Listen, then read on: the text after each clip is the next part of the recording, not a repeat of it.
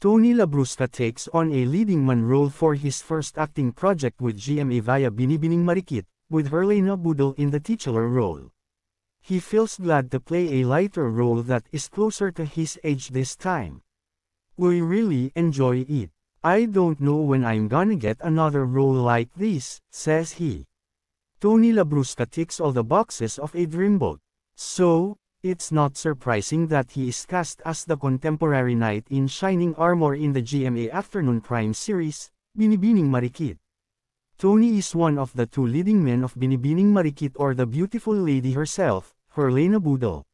The other is Irish Thai model and Manhunt International 2024 na winner Kevin Daysam.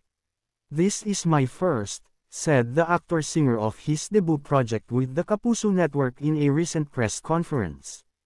I would like to say thank you to GMA for giving me this opportunity to play a dream role of mine as well. I'm very grateful to be playing Drew for Binibining Marikit. As to why he considered the role a dream one, Tony shared, it's because most roles that I've played, and I'm also really thankful for, lagi akong tatay, mayor, abogado o siraulo, oo, mabigat, I usually play a young dad, a politician, a lawyer, or someone crazy. They are heavy, serious characters, said he. But this time, in Binibining Marikit, na-feel ko yung pagkabagets ko, I'm playing someone my age. Although it's not the first time, but bihira lang kasi kaya kapag nagkakaroon ako ng ganitong role, it's rare that I get to land this kind of role. That's why I really savor every moment of playing the role, and I really try to enjoy it, because, who knows? I don't know when I'm gonna get another role like this. So, I really wanna enjoy it and take it all in.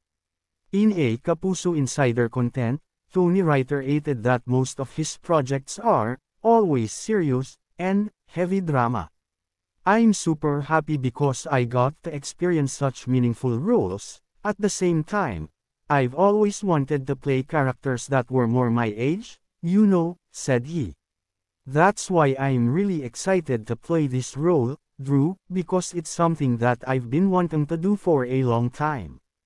A Star article about him shared that Tony portrayed Carlo, who confronted a retired colonel with Alzheimer's disease in the film, ML, Gabriel, who had to learn the art of letting go, in Hindi Tayo Pwede, and Robin, who was thrown into an environment where terror and the unknown meet, in U-Turn.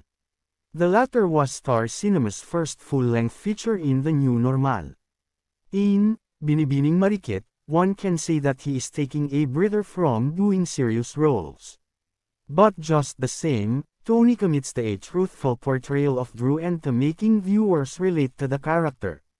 During the interview with the press, Tony was asked about his working experience with the cast of Binibining Marikit, and he shared, "Masaya ako, lahat sila mabait sa akin, I'm happy and they are all kind to me, everyone's very nice, they're treating me the same and not treating me like an outsider.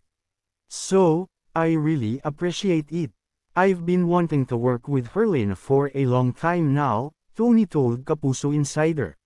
"So, I can finally cross it off on my bucket list."